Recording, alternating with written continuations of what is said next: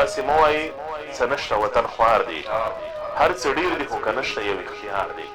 چې دا پښتونخوا د سرو زرو د وسایلو نه ډکه منطقه ده، خو دا پښتونخوا ولې غریبه ده؟ دا سیاسي سوال دی، دا د اختیار سوال دی.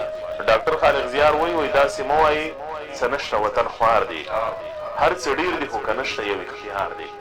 یا رحمت شاه سایل وایي زما وطن د سرو سپینو نه ډک، زه مزدورو پسې بهر ګرځمه، او زه یو پښتون خانه بدوش د وطن کډې په سر او در بدر ګرځمه. نو سره زر خدای درکړي دي، خو د سرو زرو په وطن کې ته مزدوري، ته غریبي، ته کډوالي، تر وطن نه ورکي. نو دا د خدای عذاب نه دی، دا سیاسي سوال دی، دا د قام کمزوري دي.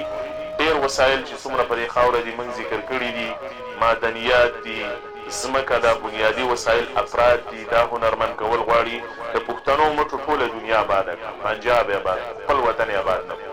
خپل وطن یې ځکه آباد نه کړو چې مټې شته خو عقل نشته، سیاست نشته، اتفاق نشته، وحدت نشته.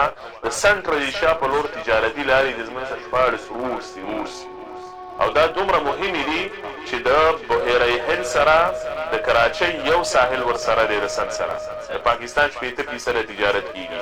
زمونږ دا یو لار د نوافاز د مومند و ګوسړۍ تر د چمن پورې دا د بحیره عرب د ساحل نه مهمه ده، دا د چین د سی پیک نه مهمه ده. څه کم 1 کروڑ پښتانه په دې سره په روزګار کېدلی شي. خو غم دا دی چې ستا وطن وان بدامني لارې دې بندې او وسایل شته خو اختیار نشته.